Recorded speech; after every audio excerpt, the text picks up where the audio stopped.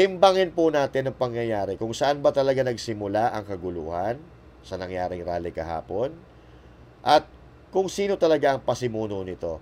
Ibubunyag po natin kung sino ang pasimuno dahil ang naratibo pa nga ni John Vic Remulla patungo na naman sa mga Duterte. Binabagsak natin ang gobyerno. Ano ang nangyari sa Pilipinas? No. Hindi yan, kaya tatanong kami.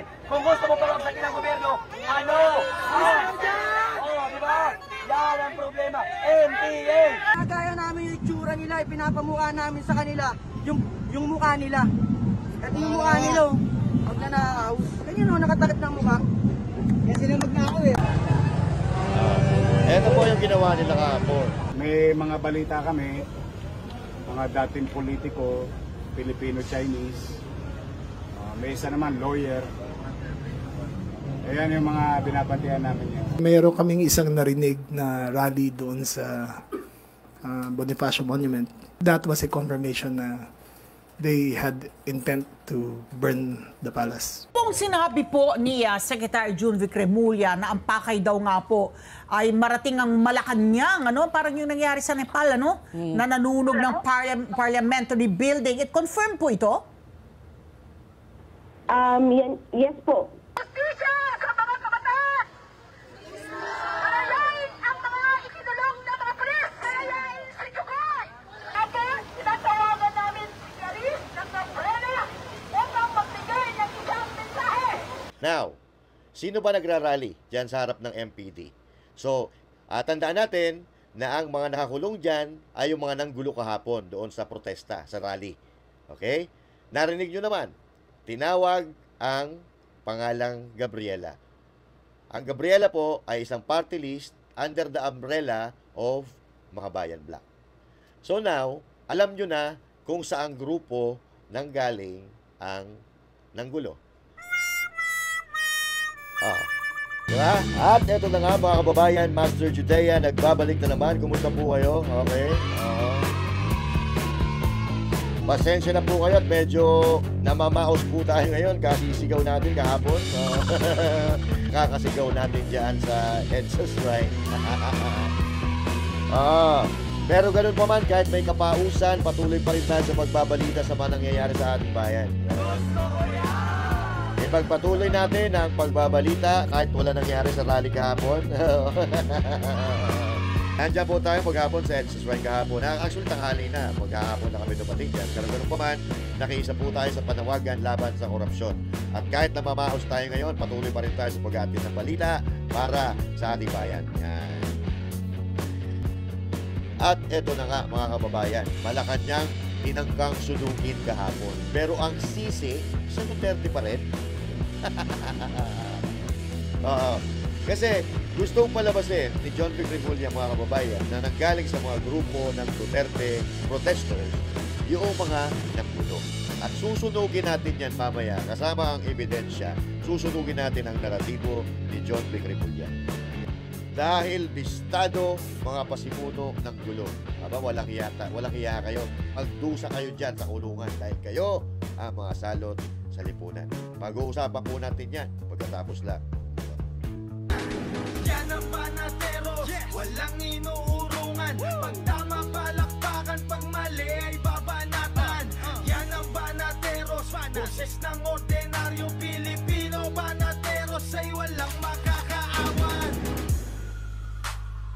At syempre, magandang araw Luzon, Visayas, Mindanao at sa mga kababayan nating OFW, mga immigrants sa iba't ibang panig ng mundo. Magandang araw po sa inyo lahat. Yun, Okay?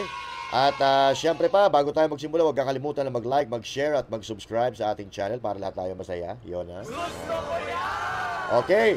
So ang tanong, ang pinakamalaking katanungan natin, may nangyari ba sa malawakang rally kahapon? Diba? Ano ba ang na-achieve natin? Wala, diba? Oo, narinig nila yung mga panawagan natin, pero may na-achieve ba tayo? May napanagot ba? Parang wala. Alam mo kung bakit? Dahil may kanya-kanya kanya-kanyang interes sa politika, kanya-kanyang suporta sa mga politiko and all that. At ang pinakamalala dyan, na dahilan, ayaw nila pumalit si VP Sara Duterte. Yung mga animal na pinklawan, di mo malaman kung anong pinaglalaban. Yung mga sigaw nila, puro kaartihan lang. Kasi ang totoo, wala naman talaga silang pinaglalaban. Gusto nila, ang tinisigaw nila, ayaw daw nila ng korupsyon, pero ayaw naman nila panagutin yung pinuno ng korupsyon. Dahil ayaw nila maupo si VP Sara Duterte. Ayaw nilang pag-resignin si Marcos Jr. kasi ang makikinabang si VP Sara Duterte. Oh. Anti-corruption daw sila, pero hindi daw sila anti-BBM. Oh. Hindi daw anti-BBM ang protesta nila. Ha? Mga bobo talaga no? Hindi ka anti-corruption kung inililigtas mo sa pananagutan ng kanilang puon. Di ba? Wala tayong may papanalong laban kung yung pinag-uugatan ng katiwalian, iiwasan natin. Putangin, ang daming komunista doon kahapon. Kahit saan ka magpunta, ang daming komunista. Di ba? Kakampi ng mga Dilawan, kakampi ng mga Pinklawan, kakampi ng mga Marcos, sila din naman yan. Di ba? Saan ka nakakita? Anti-corruption. Pero, yung pinag-uugatan ng korupsyon, iiwasan mo. So, halatang-halata na. At doon sa mga hindi pa nakakahalata dyan, paulit-ulit tayo ginagago ni Marcos Jr. Paulit-ulit tayo ginagago ng administrasyon ni Marcos. Nagkakagulo ang mga Pilipino, 'di ba? Kapwa Pilipino dahil sa kasuwapangan nitong mga hayop na ito. Kayumanggi laban sa kayumanggi.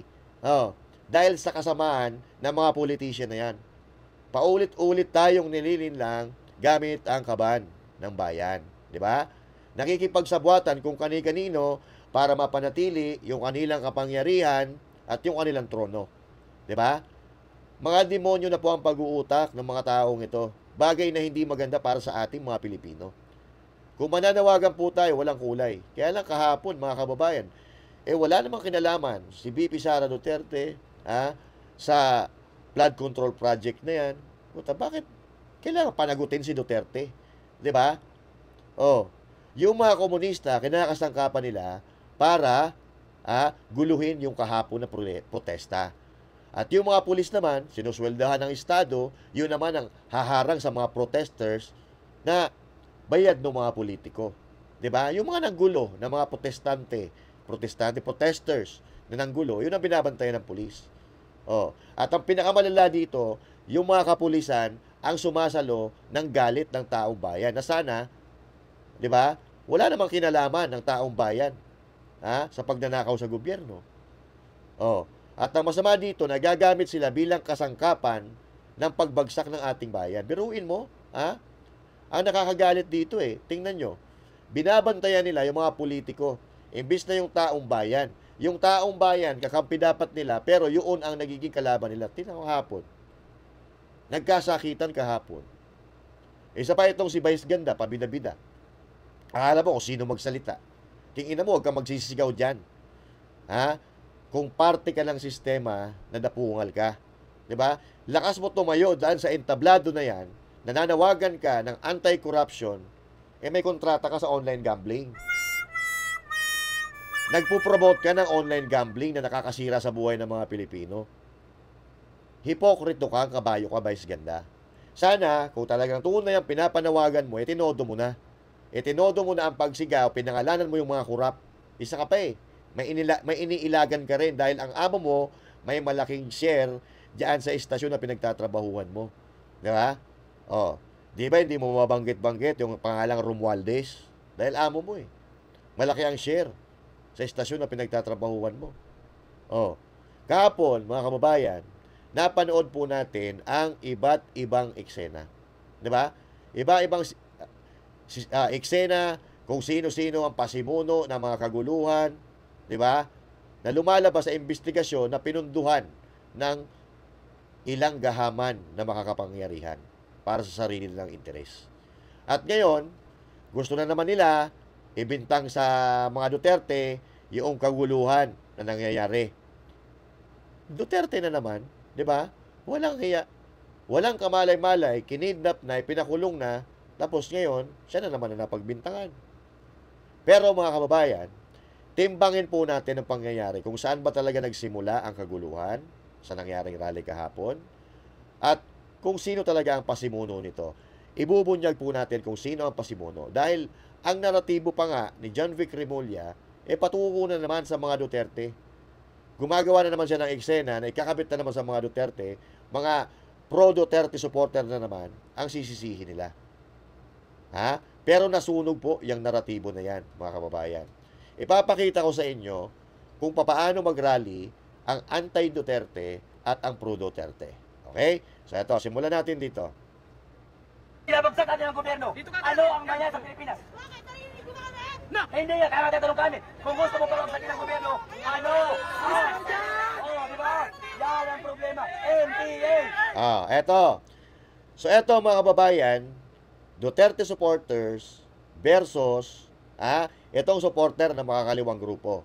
So nagdidiskusyon sila dito at binutata ng Duterte supporter itong mga kabataan na hindi nila alam ang kanilang pinaglalaban. Eto, panoorin po natin. At dito, pansinin nyo po kung paano mag-rally ang Duterte supporters. Kung may balak bang manggulo ang Duterte supporters. Dahil sa dinami-dami ko na nasalihan na Duterte rally, kahit kailan, wala pang nangyaring gulo. Tayo ang ginugulo, pero hindi tayo ang nanggugulo. Eto, panoorin natin. NPA!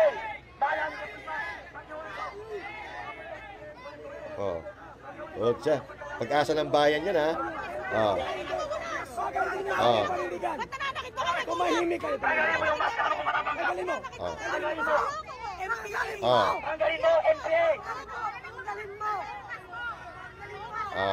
So yan po ang pag-asa ng bayan. Etong mga anti-Duterte, nagdi-dirty fingers sila. Yan ba yung pag-asa ng ating bayan?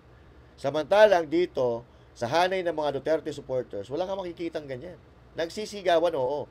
Pero magdo-dirty finger ka, tapos kabataan ka, putang ina, kung ako magulang mo, paduduguin ko talaga yan pag ang bibig mo. Oo. Sinagot lang ang question ng taong bayan. Wala tayong gulo, wala tayong walang mananakit, walang mananakit, walang mananakit. Wala po tayong mananakit. Wala tayong mananakit, walang mananakit. Walang mananakit. Wala po tayong mananakit. Tingnan mo, walang hiya. Puta, ugaling kanal eh. Ugaling komunista. Wala, alis sila. Hindi umubra sa diskusyon sa mga Duterte supporter. Bobo. Ang nakaupo sa gobyerno ang may problema. Kaya tayo mga Pilipino, magkaisa tayo. Lalong-lalo na sa mga kabataan. Kayo ay nag-aaral. Huwag kayong magpapariklot sa mga NPA. Gaya nino. Franz Castro. Renico Patise. Raul Manuel na buwang. Gabriela. Ba't kayo sasama dyan? Kabataan parilis. Sigaw ng taong bayan. Pabagsakin ng gobyerno. Bobo ka ba? Ang sabihin mo, sigaw ng taong bundok. Pabagsakin ng gobyerno. Kayo lang naman ang may gusto pabagsakin ng gobyerno. Kaya kami nandito para alisin ang mga politiko na kurakot. Hindi para pabagsakin ng gobyerno at saktan ang mga kapulisan. Yan ang sinasabi, di ba? Ganyan ang protesta. Hindi yung magpoprotesta ka, putang ina mo, gusto mong babagsakin ng gobyerno. Sa atin, kahit noon pa man, hindi natin hiniling o ginusto na pabagsakin ng gobyerno dahil pag bumagsak ang gobyerno, damay tayo. Ang sinasabi ng batang ito, nananawagan tayo para umalis ang mga korap na politiko. Hindi yung pabagsakin ng gobyerno. Di ba? So, doon pa lang malinaw na ang pinaglalaban ng Duterte supporter. Maraming salamat mga kaibigan. Sana magkaisa tayo sa pagkakataon nito. Bakit? Lahat tayo biktima ng korupsyon sa ating bansa. Lahat tayo biktima. Kaya iisa lamang ang ginawa natin dito. Tababain si BBM sa pwesto at itigil ang korupsyon. Iisa ang paninindigan natin. Iisa ang prinsipyo natin. Tayo ay kayumanggi at mga Pilipino. Marapat lamang na imbestigahan natin at pababain si Bongbong Marcos kung hindi na niya kaya ang pamumuno sa Pilipinas. Thank you. Akala ko ba sa kabataan pag-asa ng bayan? Bakit tayo nanggugulo?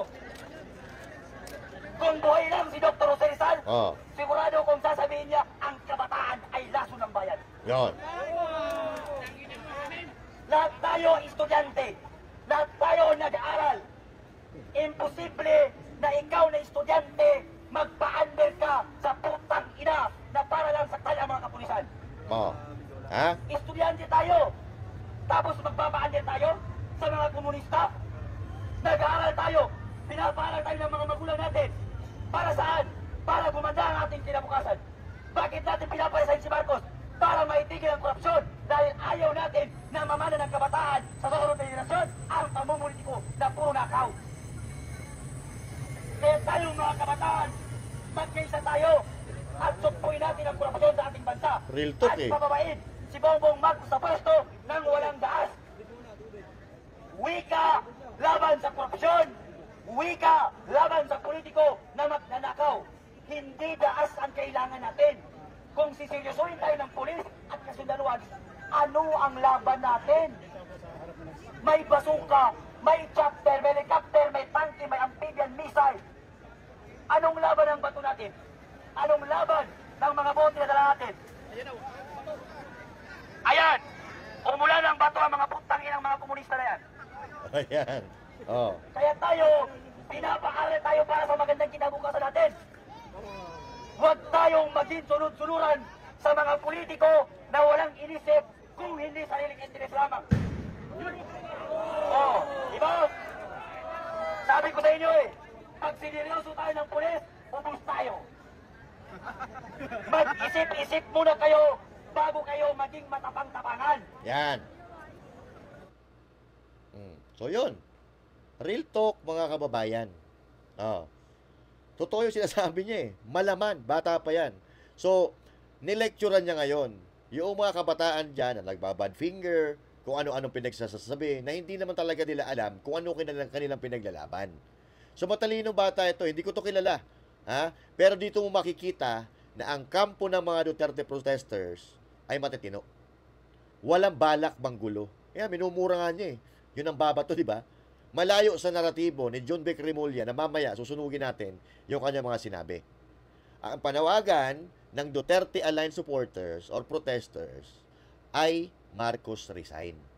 Magkaiba po ang panawagang mag-resign si Marcos sa pagpapabagsak sa gobyerno.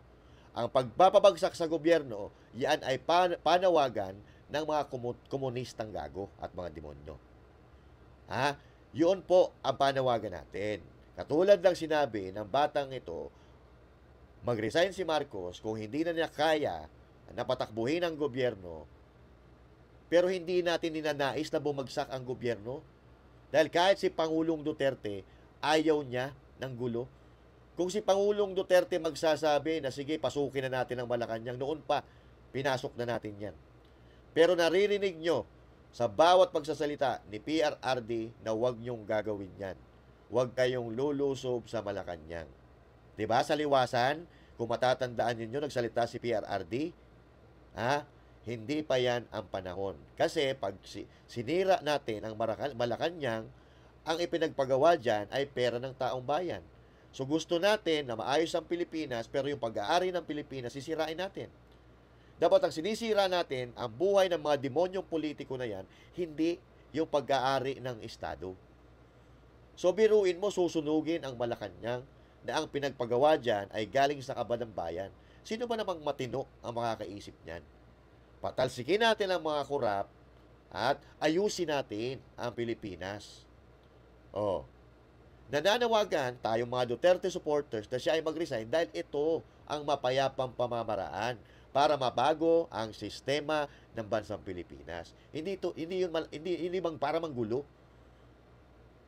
Malayo po ito sa mga ginagawa nitong mga nanggugulo. Ang katotohanan, mga kababayan, meron po talagang inorganisang mga grupo na balak talaga manggulo dito sa protesta na ito. At kinukundi na po natin yan, na panggugulo na yan. Hindi yan ang pinaglalaban ng mga Duterte Aligned supporters at maging ng mga Duterte. Dahil kung gustong agawin ng Duterte ang poder sa kapangyarihan, putangin na madali lang yan. Pero ayaw nga ng mga Duterte yan. Diba? Ang gusto natin, mapayapang Pilipinas, kinukundi na natin yung dahas, ayaw natin yan. Napakarami na po ng mga rally na mga ginawa namin mga Duterte supporters, wala naman naging gulo. Diba? Hindi tulad kahapon. Putang ina, eto. Ano yung kwento dyan sa bakit ganyan yung suot nyo ngayon? Ganito po yung suot namin, mukha kami magnanakaw. Ginagaya namin yung itsura nila, ipinapamukha namin sa kanila, yung mukha nila. At yung mukha nila, Magnanakaw. Ganyan o, nakatakip ng mukha. Kaya sila magnakaw eh. Ito po yung ginawa nila kahapon. Hindi po gawain ng mga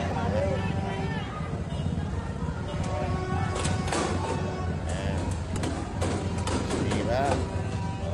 Nagkagulo. Ayan. Mga nakamask po grabe po yung pinsala na ginawa nila. Pero nakita ko kanina, inaayos na yan. Yung mga sira, inaayos na ni Yorme. Pininturahan yung may mga vandalismo. O sino ba ang mahilig magbandalismo? Sino ba mahilig manggulo? Di ba itong mga aktivista, ng mga komunista? Di ba? Wala pa ako nakita na ni isang Duterte supporter na naglagay ng dumi sa pader. Dahil ako mismo, sasawayin ko. Di ba? Kasi ako, ayaw ko na nakakakita ng pader na may sulat. Di ba?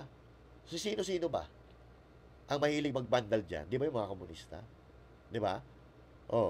At yung mga karakter nito, na mga magugulong ito, malayo sa karakter ng mga Duterte supporter. So tulad na sasabihin ko, sinabi ko na kanina, ang daming maisog rally na ginanap, pero walang masamang nangyari, walang gulo. Di ba? Kaya tama yung sinasabi, mga kababayan, ng iba't ibang personalidad, na yung rally na ginanap kahapon, napasok na ng mga grupo na ang layunin ay manggulo, at yun, nagkatotoo, may nanggulo. Di ba? Biruin mo kung ikaw may pinaglalaban ka, ba't magmamask ka? Kung pinaglalaban mo ay tunay na sa loobin, tunay na damdamin, bakit mo kailangan takpan ang mukha mo? May intention ka na masama kung tatakpan mo yung mukha mo.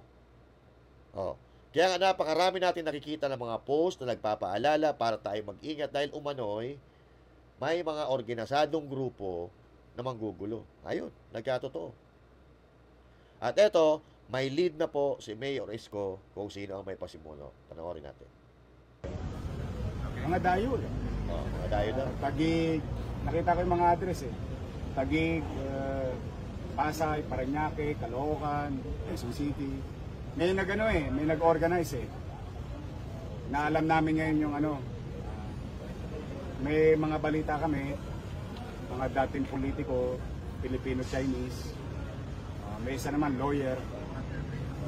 Ayan yung mga binabantihan namin yun.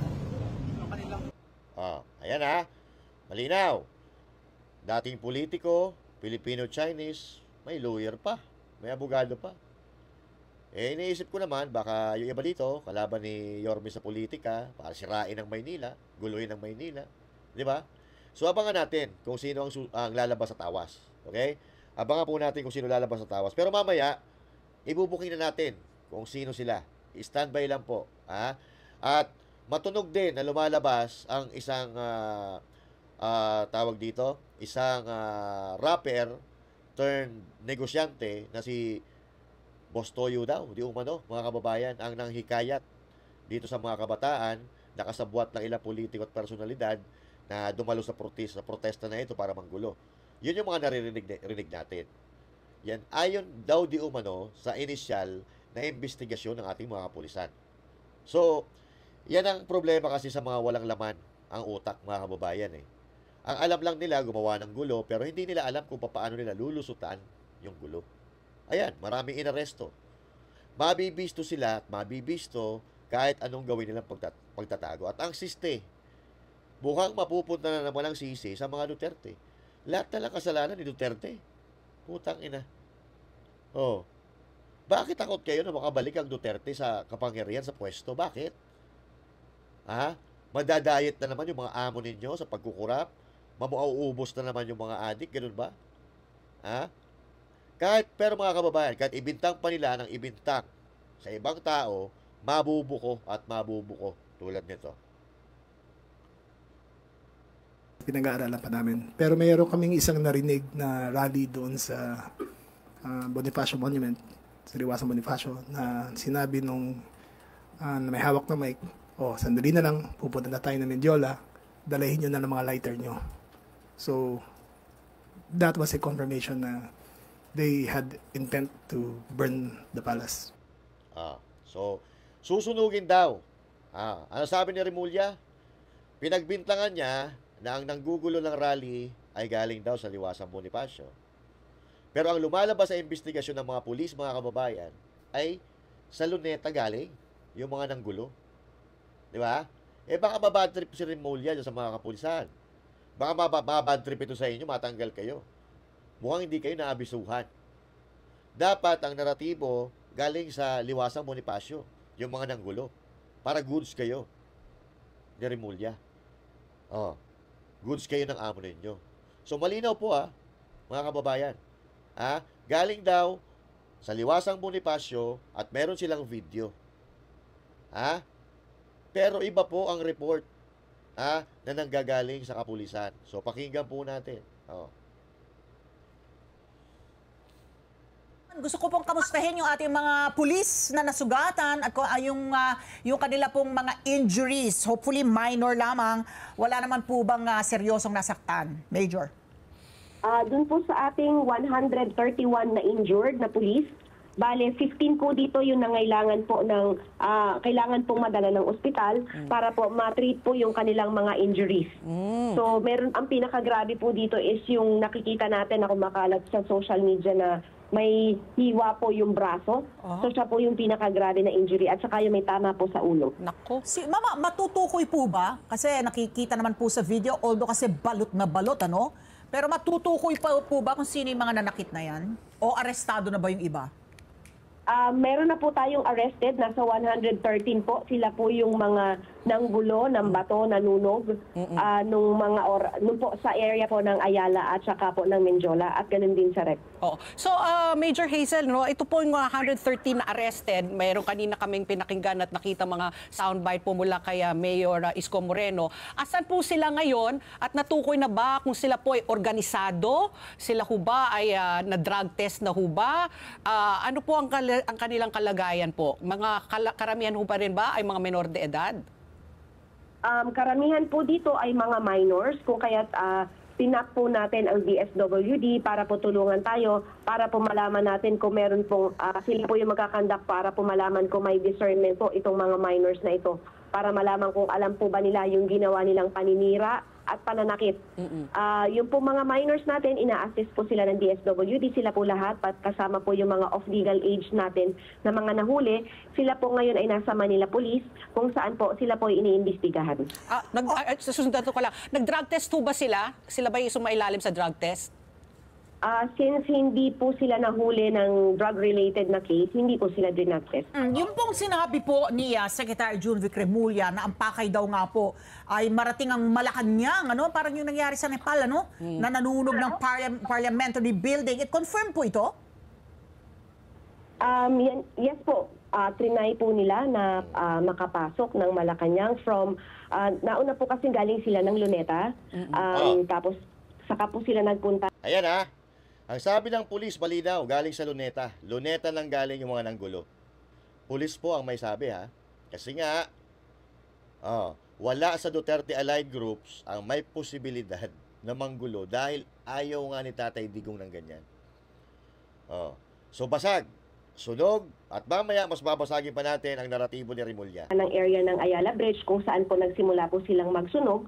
Sinunog po nila yung may container van. Ganun din po yung dalawang motor na nasa ilalim po nito, nagsunog sila doon. At pagkatapos po ay saka po sila nagtungo ng CRB Menjola kung saan po doon na nga po sila ng gulo ng bato at yun nga, pati po pambabato ng Molotov bomb. So ang gusto po talaga nila is mapasok yung Malacanang, pero dahil po nakaantabay naman na po doon yung ating CDM contingent at meron po tayong mga dumating pang reinforcement, hindi po nila nagawa yun. So malinaw na malinaw, Ginebra ang hari. Sa Luneta po nang galing at Major, Pulis lang Maynila po ang nagsabi. Pulis lang Maynila po ang nagsabi. So sino ngayon ang nagsisinungaling?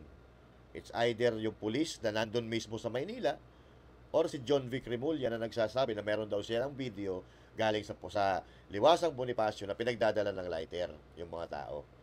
Anak ng toko naman. Huwag nyo nang ipilit sa mga Duterte na naman yan. Remulla, Jesus ko naman. Oo, dalawa na nga kayo na ipinwesto ng amo ninyo. Diba? Ano pa kailangan mong isip-sip kay Marcos Jr.? Diba? Maliban doon, mga kababayan, ito pa, basagin na natin.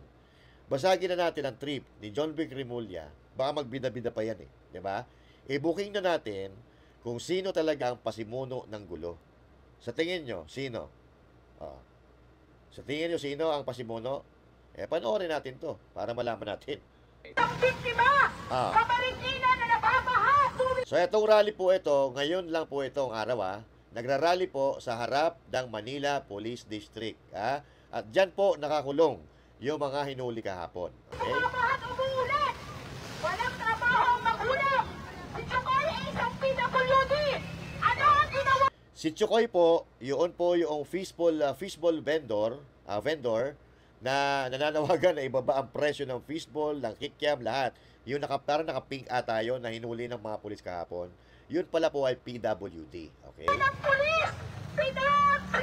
Pinahabukan niya idurog-durog! Hindi sumatama! Kayong mga pulis, biktima din kayo ng malawakang kurakot sa gobyerno! Dahil ang mga tax namin ay pinagpakain lang nila! Pinagbibili nga ng mamahaling sasakyan!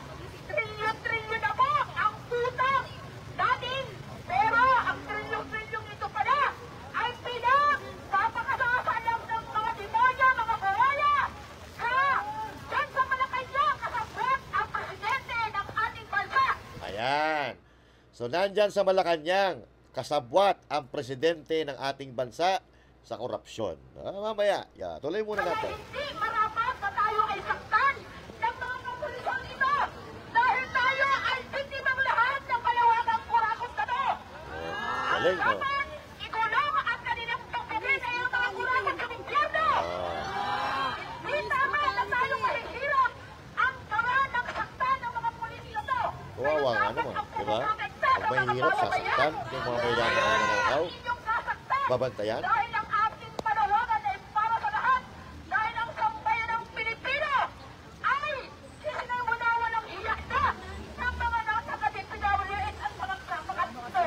Kaya mga kasama, ang mga kabataan, ay nalahat ba ang tinulong dyan kasama ang mga tricycle driver, pati ang mga vendors, pati si Chukoy.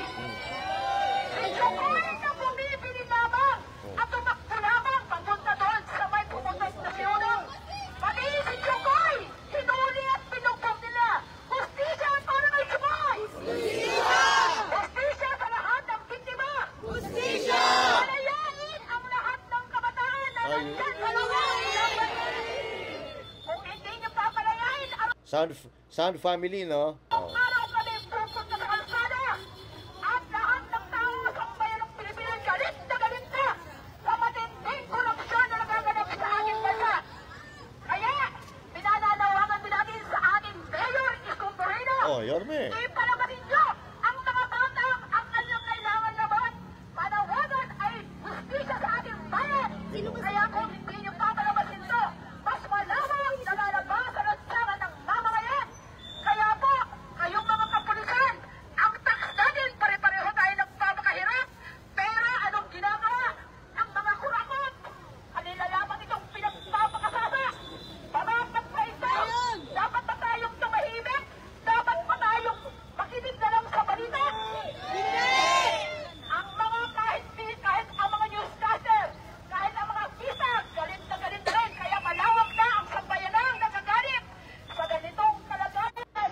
Hindi na tayo papayag ng ganitong Ayan. So, ito mga babae, ginamit yung mga tricycle driver, ginamit si Chukoy, ginamit yung mga artista, ginamit yung mga newscaster, mga reporter, lahat ginamit na nila. Yan po ang laging naratibo, yan po ang mga technique ng mga komunista. Yung vulnerability ng isang tao, gagamitin nila para kaawaan sila ng mga Pilipino. Pero ang totoo, wala naman silang awa sa mga Pilipino kasi sila nga yung naghahasik ng gulo. Okay? So ano ibig kong sabihin? Etong mga kababayan na nagrarally ngayon dyan sa harap ng MPD, ito po ay miyembro or kabahagi ng mga makakaliwang grupo. Okay? Ito. kalagayan na ang ating mga pinagpapawisan ng mga manggagana ay pinukurakot lang ng iilan. Kaya po tayo, kailangan na natin tumindig. Mag-isip-isip kahit ang mga pulis, kayo dapat sa amin, kayo dapat ang magpuprotection sa amin. Pero Tama naman yung sinasabi. ginagawa ninyo sa mga kabataan, sa mga anak namin. Inyong sinasaktan. Tama ba yan? Kaya,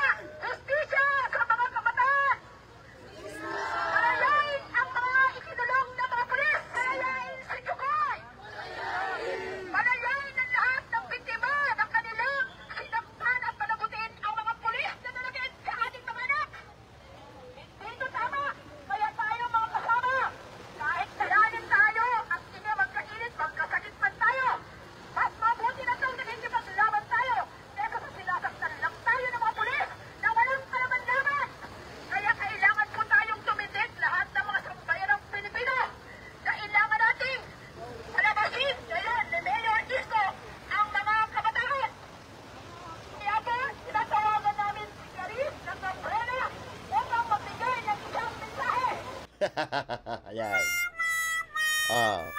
Kaya tatawagin natin si Clarice ng Gabriela para magbigay ng mensahe. So kahapon, mga kababayan, may mga nakulong, inaresto ng mga pulis. Tanong, halimbawa na agrabyado or naaresto ang isang tao, sa tingin nyo, sino magtatanggol dito bukod sa kanyang abogado, syempre? Diba? Sino magtatanggol? Of course, magtatanggol dyan, it's either yung kapamilya nila, kakilala nila, kabarkada nila, or kagrupo nila. Now, sino ba nagrarally dyan sa harap ng MPD?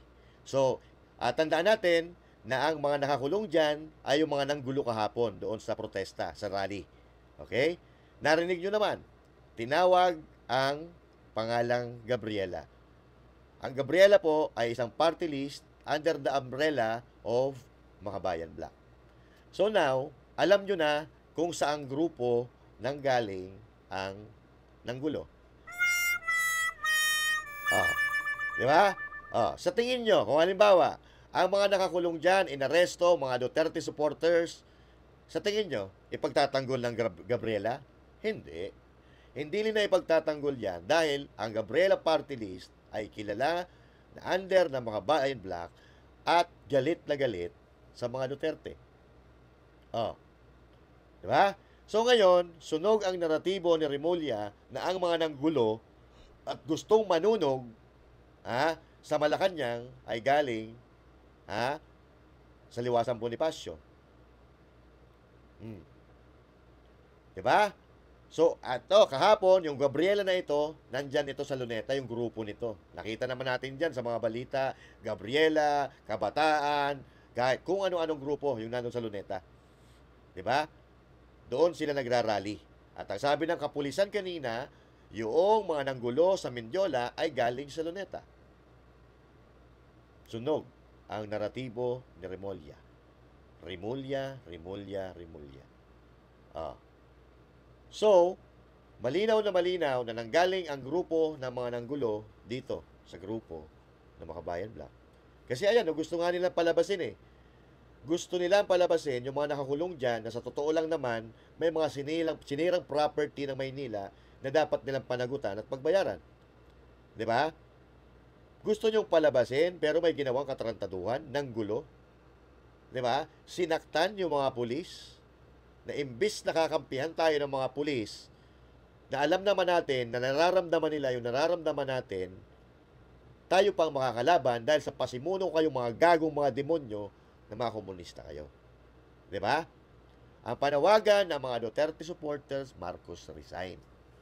Marcos resign, kung bumaba siya o hindi, wala kami magagawa. Pero malay mo, magkaroon ng hiya sa mukha, bumaba siya sa kanyang pwesto.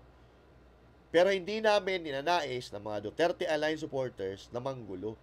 Katulad ng paulit-ulit kong sasabihin, napakaraming rally na pinuntahan namin na inorganize ng mga Duterte Alliance supporters, walang nangyayaring gulo. Diba? Kahapon, kayong mga Gabriela kayo, ang sinisigaw nyo sa Luneta, panagutin ang kurakot, pero ini-spare nyo si BBM. Ang sabi ninyo, hindi anti-Marcos ang rally ninyo. Hindi kayo nananawagan na bumaba si Marcos Jr. Pero, galit kayo sa korupsyon. Galit pala kayo sa korupsyon. Pero, iniilagay nyo si Marcos. Bakit? Kasi, hindi kayo makasigaw ng Marcos resign kasi si VP Sara Duterte ang papalit. So now, mga kababayan, dito napatunayan natin na walang kinalaman ang mga Duterte Alliance supporters sa nangyaring kaguluhan sa protesta kahapon dyan sa Mindiola. May nakita nga akong video na hindi hinarang ng mga pulis yung mga nagrarally galing sa Liwasang Bonifacio dahil mapayapa sila na nagpoprotesta. Hindi sila nang babato, hindi nagmagawa ng kung anong kagaguhan. Tapos itong si Remulla, pinagbibintangan yung mga tagaliwasan. So now, kung may ebidensya ka, ipakita mo, hindi yung puro kaganyan. Puro kasalita para kang amo mo. Na wala na kaming narinig na katotohanan sa bibig na lumalabas sa bibig niya. So ito, mga kababayan. So wala na pong maniniwala kung ibibintang na naman nila yan o ililis na naman nila usapan, ikakabit na naman sa mga Duterte. Dahil dito sa rally na ito, napatunayan natin na kaya nila pinapalabas yung mga kanakulong dyan kasi kasama nila yan. Kagrupo nila yan. Kasi kung Duterte supporter yan, putang ina yung Gabriela, sa tingin nyo nandyan yan, ipagtatanggol nila kung Duterte supporter. Malabo, galit sila sa Duterte. So malinaw na malinaw, mga babayan, na ang nanggulo ay galing sa grupo ng Gabriela. Tinawag nga yung Gabriela kanina. So kung may komento kayo, komento ninyo diyan sa comment section at magkita-kita po tayo muli sa susunod na video. And once again, this is Master Judes and thank you. God bless you all and to God be the glory. Magandang araw po sa inyo lahat.